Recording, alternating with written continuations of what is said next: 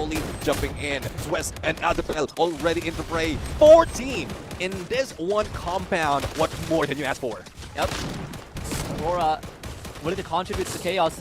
BRU on the other end, 2 repetitive. Aurora exposed. And BRU looking to break down the walls and break Aurora in an instant. Aurora deleted down to the last 4 teams, and it all hinges on this compound. BRU, they want the wrestle control, but AG is holding the indoors.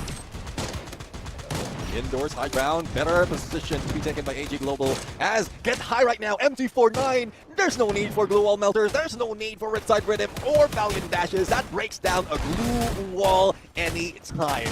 And let's see if they can also rush in against AG Global. They put up the stairs and now on higher ground against AG Global. Now let's see if that would last, because the next shift of the circle would be far away from this one compound that everyone is taken, and PE Sports try their best to push, but I think they are meeting the shorter end of this fight. Yep, there's a high chance that BRU get their first booyah here. There's also a chance for AG to get that third booyah of the day. BRU was able to make it on top of the roof, and that is good enough for them. And AG Global, some time for Cypher to heal back up. And there's Jonah and Get High providing constant pressure outdoors. Grenade in hand of Jonah as well. The glue wall does go down. Here comes the dump. Perfectly timed. Only minor chip damage. That means AG gets to hold on a bit longer.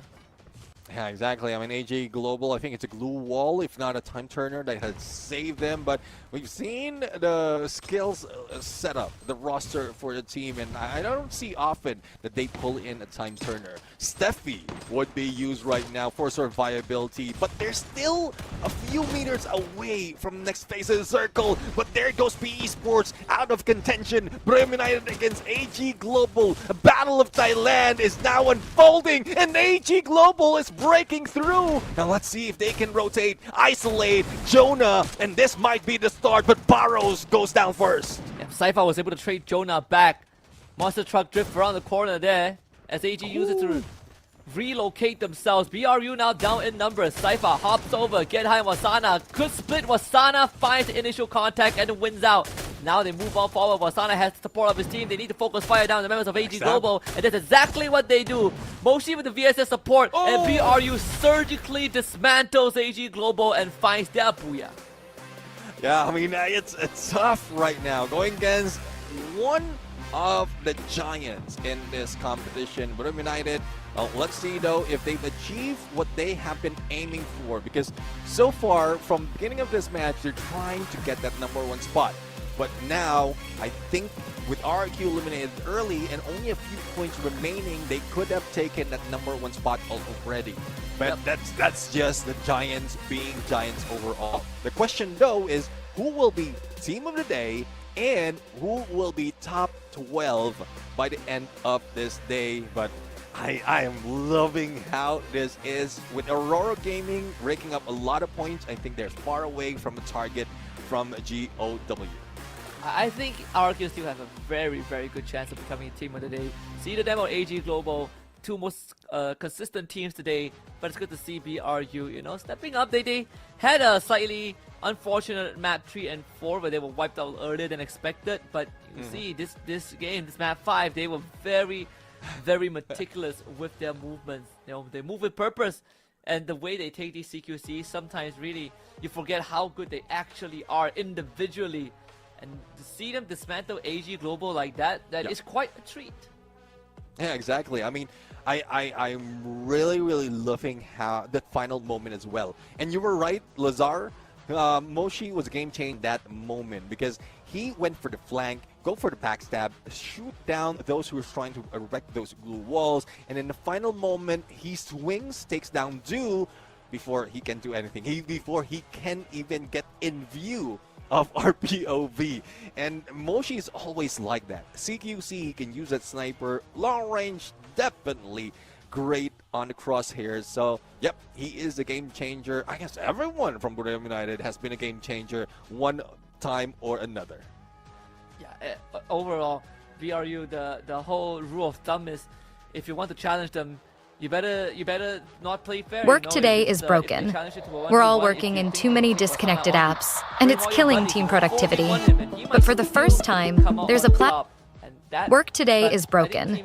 We're all that working willing in to too give many. BRU a run for the money, who are willing to take BRU up on the challenge, are actually doing a very good job, because I feel like BRU was dominating everyone back then because people showed them too much respect. And I think proper respect is given in a way where you accept the challenge and you try to beat them. And more teams have been finding success over BRU compared to how things were, you know, a year or two ago. Right. And I don't know. This might be intentional.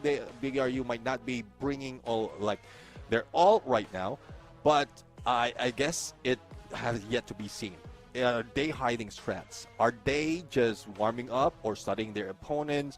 That's one thing that we often see from most of the Thailand teams, especially Team Falcons. And we know how it is once they get to find the groove of how the opponents are rotating or creating the final circle. That's when they beat you down. Burim United is now replicating the same tactics. AG Global is another team that's slowly building them up, especially with their CQCs already fortified with Baros and Saifa. So it's just replicating what the Giants are doing that's giving them, or the other teams who's trying to catch up, the momentum that they need, that they seek. So I'm loving that despite of being treated as an opponent in the tournament, they're becoming a motivation with a lot of teams right here.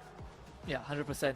And I think this Game 5, we saw a lot of the teams step up, right? The Malaysians, the MEC, Magna and Aurora, they gave us quite the show. And even with GOW, who didn't really get to play the game at all, survived for longer than expected. At least they cashed in on a bit of the extra survival, the placement points.